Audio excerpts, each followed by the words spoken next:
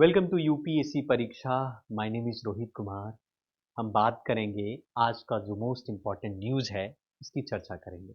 आज है 6 जनवरी और 6 जनवरी का मोस्ट इम्पॉर्टेंट न्यूज़ है जिसके बारे में द हिंदू और इंडियन एक्सप्रेस में दिया गया है।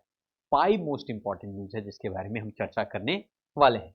सो पहला न्यूज़ है जिसकी चर्चा करेंगे वो है आपका एआई समिट से रिलेटेड। एआई समिट, जैसा कि आपको बता दूं कि फ्रांस में आर्टिफिशियल इंटेलिजेंस समिट होने वाला है और ये जो समिट में भारत को इनवाइट किया है, भारत के प्रधानमंत्री को बुलाया गया है इस समिट में कि वो पार्टिसिपेट करे। भारत यहाँ से जाएगा, भारत के प्रधानमंत्री जाएंगे, जाकर के एआई समिट्स में भाग लेंगे और साथ में भाग लेने के बाद जो है कुछ भारत की जो डिफेंस से रिलेटेड जो मुद्दे हैं, जो ऐसे रफाल को लेकर और खास करके स्कॉर्पियन क्लास के कुछ सबमरीन को लेकर भी उन चीजों पर चर्चा होने वाली है। डिटेल से हम इसके बारे में पढ़ेंगे। तो ये आपका आईआर का पार्ट बन जाता है। दूसरी प्रकार से गवर्नेंस का पार्ट है। गवर्नेंस में पर्सनल डेटा प्रोटेक्शन टूल से संबंधित है। पर्सनल डेटा प्रोटेक्शन आज के दौर में डेटा मोस्ट इंपॉर्टेंट चीज है, प्राइवेसी का कहीं ना कहीं पार्ट है। तो ऐसी स्थिति में सरकार को चाहिए कि पर्सनल डेटा से संबंधित कानून बनाए, खास करके उसके कंसेंट से रिलेटेड, क्योंकि आजकल सब कुछ सोशल मीडिया पर है, ऑनलाइन है, डिजिटली है। हालांकि सरकार ने 2023 में digital personal data protection act लेकर के 2023 में आया था। तो इसके बारे में बात करेंगे, गवर्नेंस का पार्ट है। नेक्स्ट न्यूज है आपका जियोग्राफी से संबंधित बनिहाल पास को लेकर। बनिहाल पास की अगर हम बात करें, ये जो है नेशनल हाईवे 44 पर देखने को मिलेगा। श्रीनगर से कन्याकुमारी को जोड़ती है नेशनल हाईवे 44, जो भारत की सबसे लॉन्गेस्ट हाईवे है। चर्चा करेंगे क्या फायदा होता है इससे, और फिर हम बात करेंगे, एडिटोरियल है गवर्नेंस का प्रिवेंटिव केयर को लेकर, खास करके प्रिवेंटिव केयर यानी कि हम नॉन कम्युनिकेबल डिजीज के बारे में बात करने वाले हैं। इससे हमारी इकोनॉमी पर क्या फर्क पड़ेगा, इसकी भी चर्चा होगी। एंड द लास्ट आयर का ही प्रश्न है और वो है China's mega dam project. China's mega जो 10 पर है, जो मिशन, एक एक करके हम चर्चा करते हैं, आगे बढ़ते हैं, इसको समझने की कोशिश करते हैं एक एक करके। सबसे पहले हम चलते हैं आपको पहले न्यूज पर। पहला न्यूज है ये आपको डिफेंस से related, defence deal in the last leg head to PM visit Paris. अब यहां पर मैं आपको बताने वाला हूं, आपको समझाने वाला हूं कि भारत के प्रधानमंत्री एआई समिट फ्रांस में भाग लेने वाले हैं 10 फरवरी से लेकर 11 फरवरी में। ये डील होगा परचेज 26/7 में। इस डील के साथ साथ 26 Rafale M fighter jet, 3 Scorpene class के कन्वेंशनल सबमरीन की भी चर्चा होगी, क्योंकि पहले ही सरकार ने 10 बिलियन के आसपास, $10 बिलियन के आसपास में अपनी कैबिनेट ने ये अप्रूवल किया है कि हम लोग फिर से एक रफाल 26 रफाल एम फाइटर और 3 सबमरीन डील करने वाला है फ्रांस से। तो भारत के प्रधानमंत्री ने सोचा कि क्यों नहीं, एआई समिट में हम जा ही रहे हैं तो साथ साथ में इसकी डील को भी हम कर लेते हैं।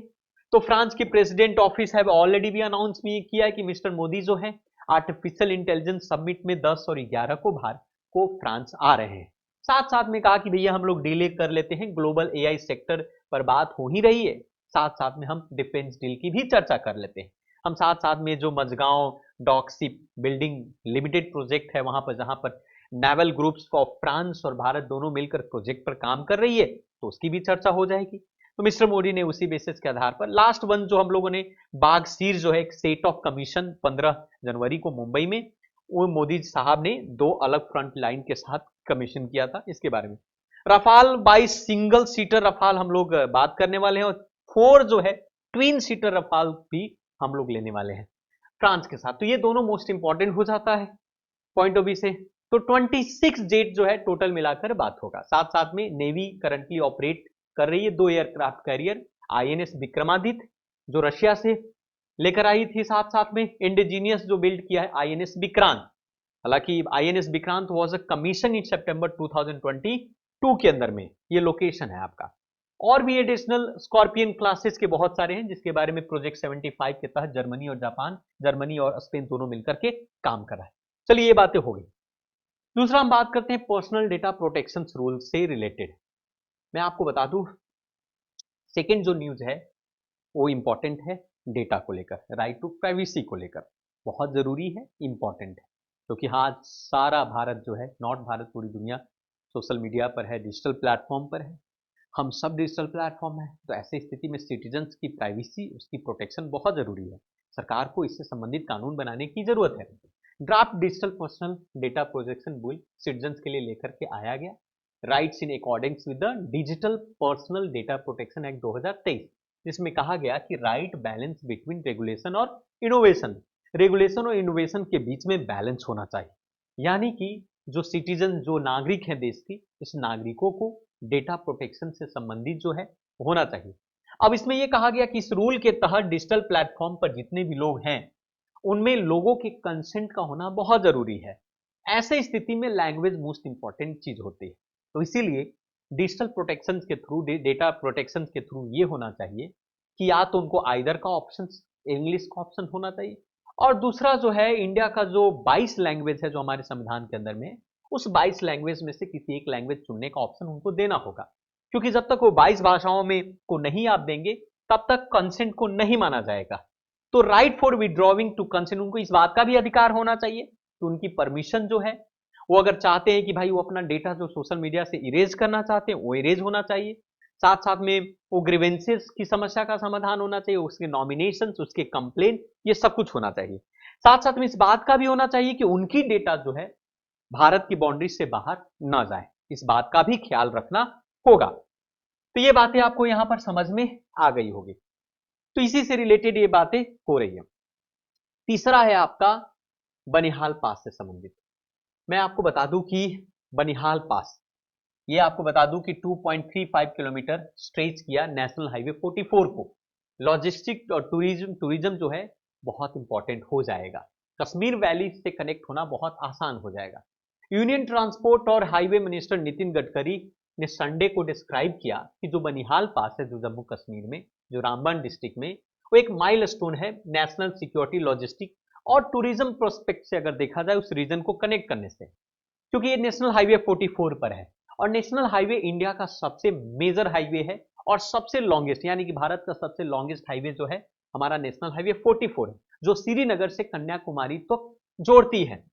तो ऐसे स्थिति में आप कह सकते हैं कि ये जो बनिहाल पास, इस पर आपको देखने को मिलेगा, ये देख सकते हैं मैप में, जम्मू कश्मीर से लेकर कन्याकुमारी तक नेशनल 44 हाईवे आपको देखने को मिलेगा।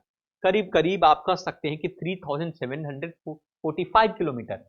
अब ये जम्मू कश्मीर में आप देखने को मिलेगा कि national highway 44 main all weather road connective बनाया गया है, किसी भी, चाहे बरसात हो, गर्मी हो, जाड़ा हो, ठंड हो, किसी हर ठंड के लिए। साथ साथ पर इस हाईवे पर बहुत सारे मल्टीपल टनल्स बनाए गए हैं, critical Margaon, Digdol, Digdol Kunai final stage के अंदर में, और 32 किलोमीटर स्टेज जो है रामबन और बनिहाल के बीच में, ये भी आपका।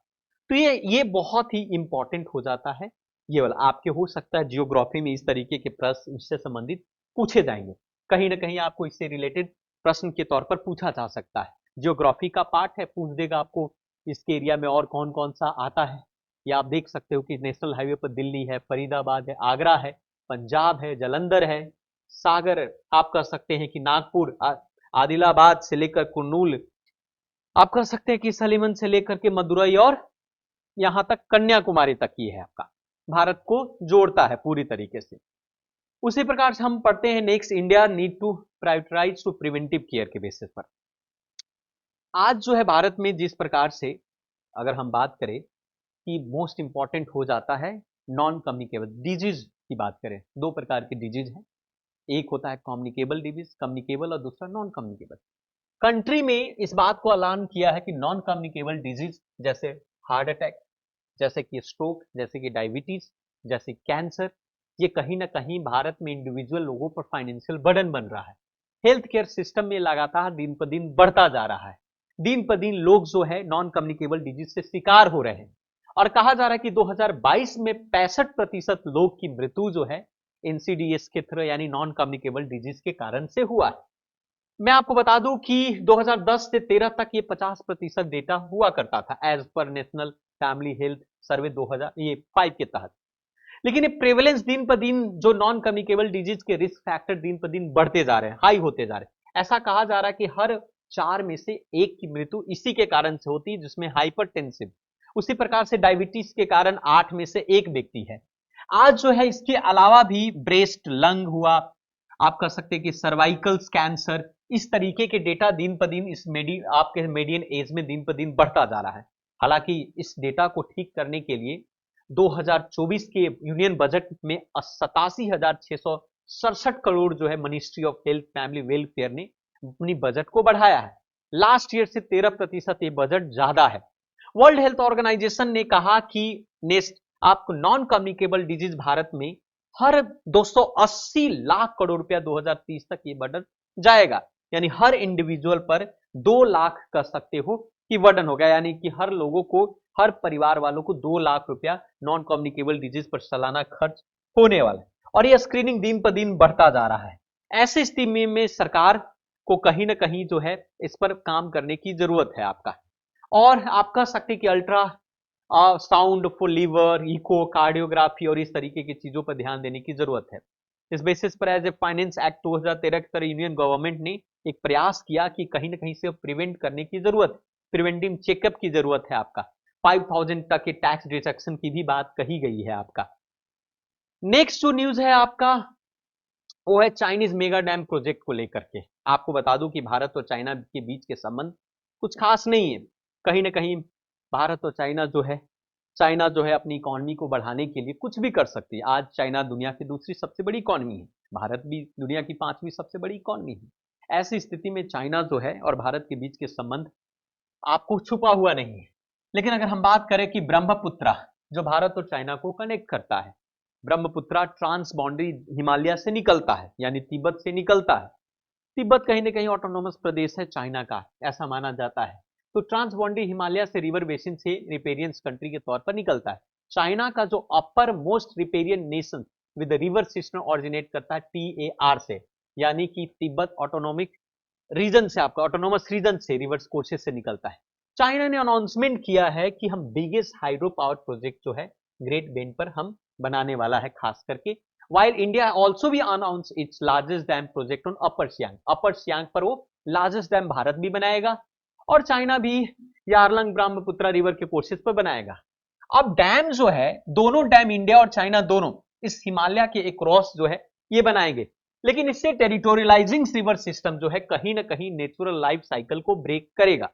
हिमालय के आसपास के जितने भी रिवर सिस्टम के आसपास जो इकोसिस्टम है वो डैमेज होंगे, जिसके कारण से एग्रो पास्टोरल कम्युनिटी भी प्रभावित होंगे, बायोडाइवर्सिटी प्रभावित होगा, लिविंग बायोडेटा प्रभावित होगा, बायोटा या वेटलैंड सिस्टम जो आसपास का रीजन हिमालय का वो बर्बाद होगा। दोनों इकोनॉमी के दौर में अगर दोनों इस तरीके के डैम हाइड्रो पावर प्रोजेक्ट अगर बनाएंगे तो उस आसपास का इकोसिस्टम पूरी तरीके से बर्बाद होगा।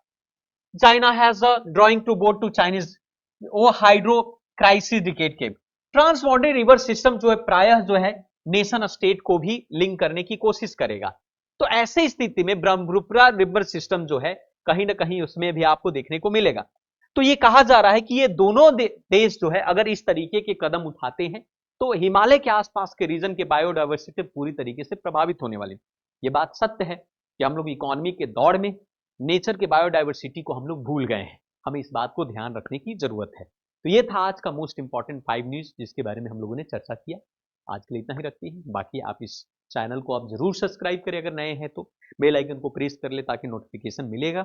आज के लिए इतना ही। Thank you very much. जय हिंद, जय भारत।